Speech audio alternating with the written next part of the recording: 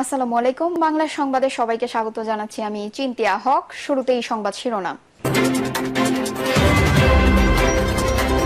BNP কার টাকায় রাজনীতি করে, প্রশ্ন রুমিন ফারহানার।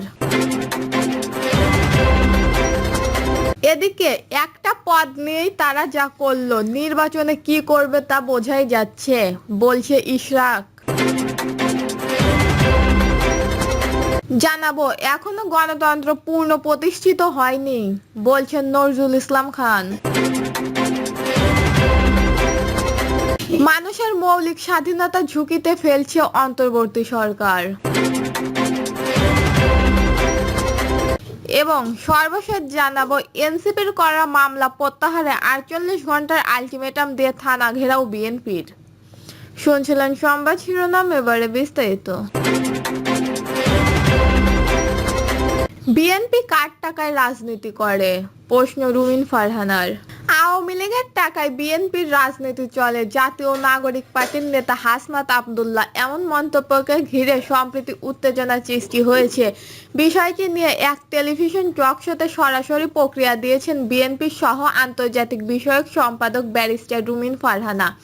রুমিন ফারহানা বলেন, বিএনপি তার নিজের টাকায় রাজনীতি করে। বিএনপির নেতাকর্মীরা দলের ফান্ডে চাঁদা দেয়, বিএনপি সেই টাকায় রাজনীতি করে। তিনি পাল্টা প্রশ্ন ছুড়ে বলেন, যে দলটি এখনো নির্বাচন কমিশনের নিবন্ধন হয়নি, যাদের বয়স হয়তো 2-3 মাসও হয়নি, তারা কিভাবে রাজনৈতিক রূপায়ণ টাওয়ারের মতো বিলাসবহুল ভবনে অফিস ভাড়া নেয়, যেখানে প্রতি মাসে কয়েক লক্ষ টাকা ভাড়া গুনতে হয়? কিভাবে তারা 5 তারকা হোটেলে ইফতার মাহফিলের আয়োজন করে, ঊর্ধ্বতন অনুষ্ঠান যেখানে কয়েক লক্ষ টাকা খরচ হয়ে যায়? যা এই অর্থ কোথা থেকে আসে? রুমিন ফারহানা বলেন, বিএনপি প্রচুর পেশাদার লোক আছে, ব্যবসায়ী, ডাক্তার, আইনজীবী, প্রকৌশলী সহ শ্রেণীর মানুষরা আমাদের দলে আছেন এবং দলে সহযোগিতা করেন। কাজেই আমাদের অর্থের উৎস নিয়ে প্রশ্ন তোলার আগে হাসনাত আব্দুল্লাহ ও তার সহকর্মীদের নিজেদের দিকে তাকানো উচিত। তিনি আলো বলেন, একটি নতুন দলের নেতারা যদি হঠাৎ করে 1.5 শতাধিক গাড়ির বহন নিয়ে ঘুরে বেড়ায়, কিংবা এক সময় ছাত্রবাসে থাকার পর হঠাৎ করে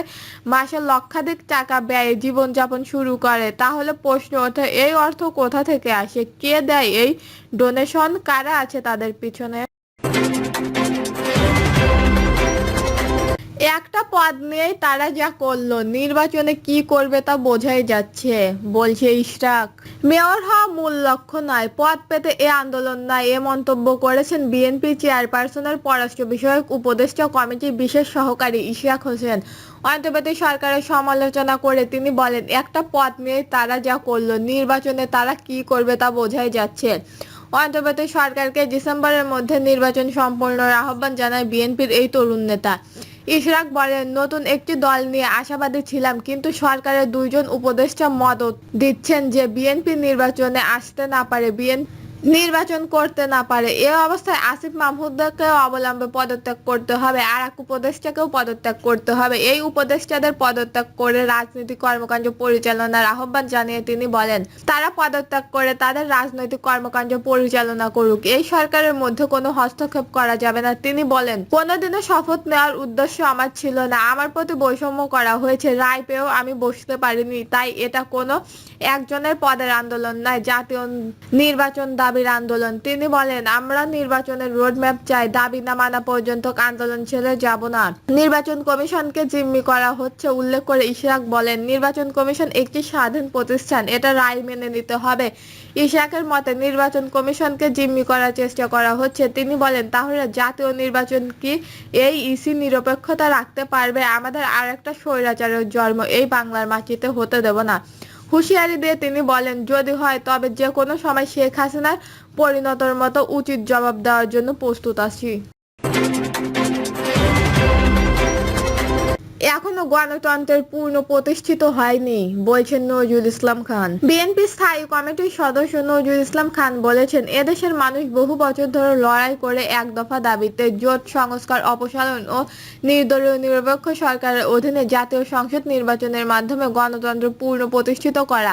আমাদের এই দাবির একটি অংশ অর্জিত হয়েছে, ফ্যাসিস্টবাদের পতন হয়েছে, কিন্তু আমাদের দাবির মূল উদ্দেশ্য গণতন্ত্র এখনো পূর্ণ প্রতিষ্ঠিত হয়নি। এটা সম্ভব শুধু জাতীয় নির্বাচনের মাধ্যমে। নজরুল ইসলাম খান বলেন, ইউনিয়ন পরিষদ, উপজেলা পরিষদ বা সিটি কর্পোরেশন নির্বাচনে রাষ্ট্র ক্ষমতার হাত বদল হয় না। এইসব নির্বাচনে সংবিধান তো দূরের কথা, কোনো আইনি পরিবর্তনের ক্ষমতা নেই।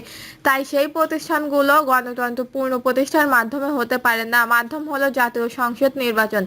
যে জাতীয় সংসদ আইন বাঁচাতে পারে, আইন বদলাতে পারে, সংবিধান বদলাতে পারে, সেই সেই সংসদ নির্বাচনের জন্য আমরা দাবি করছি। আমরাও সংস্কার চাই। আমাদের চেয়ে বেশি সংস্কার বাংলাদেশের আর কেউ কখনো চায়নি। নজরুল ইসলাম খান বলেন, আমরা আনুষ্ঠানিকভাবে বর্তমান সরকারের সাফল্য ব্যর্থতা নিয়ে এখনো প্রশ্ন তুলিনি, কিন্তু বেশ কিছু বিষয়ে জনগণের মধ্যে কিছু প্রশ্নের সৃষ্টি হয়েছে।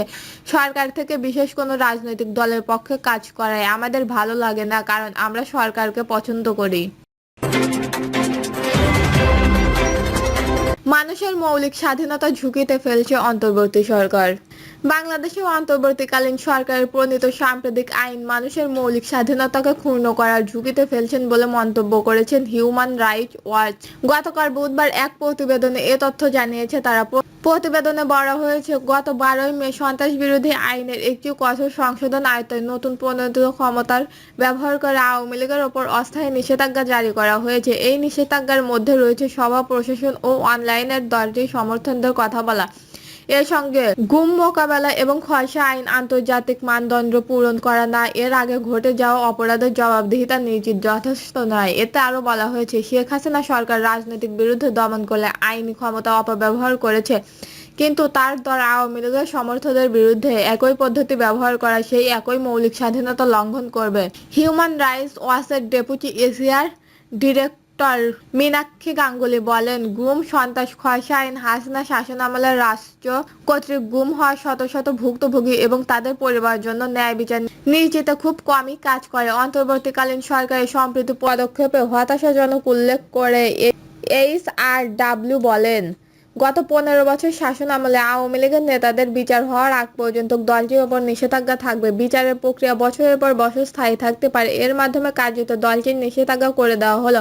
আওয়ামী লীগের যে কোনো ধরনের প্রশাসন, মিডিয়া, অনলাইন বা সামাজিক যোগাযোগ মাধ্যম, যে কোনো ধরনের প্রচারণ, মিছিল, সভা, সমাবেশ, সম্মেলন ইত্যাদি সহ সকল কার্যক্রম নিষিদ্ধ করে দেওয়া হয়েছে। এর মাধ্যমে দলটির সমর্থকদের বাক স্বাধীনতা ক্ষুণ্ণ করা হয়েছে। দলটি বাংলাদেশের স্বাধীনতার আগে থেকেই সক্রিয় ছিল এবং এর একটি বিস্তৃত সমর্থক গোষ্ঠী রয়েছে। স্থগিতাদেশ দেওয়ার পর নির্বাচন কমিশন আওয়ামী লীগের নিবন্ধন বাতিল করে। প্রতিবেদনে বলা হয়, 1973 সালে আন্তর্জাতিক অপরাধ ট্রাইব্যুনাল আইন সংশোধন করে অধ্যাদেশ জারি করেছে অন্তর্বর্তীকালীন সরকার। এতে রাজনৈতিক সংগঠনের বিরুদ্ধে মামলা দায়ের এবং বিলুপ করে দেওয়ার ক্ষমতা দেওয়া হয়েছে ট্রাইব্যুনালকে। দর্শক, এই ছিল এখনকার সর্বশেষ নিউজটি ভালো লাগলে একটি লাইক দিন, কমেন্টে আপনার মতামত জানান এবং আমাদের পাশে থাকার জন্য বেল বাটনটি অন করে রাখুন। ধন্যবাদ।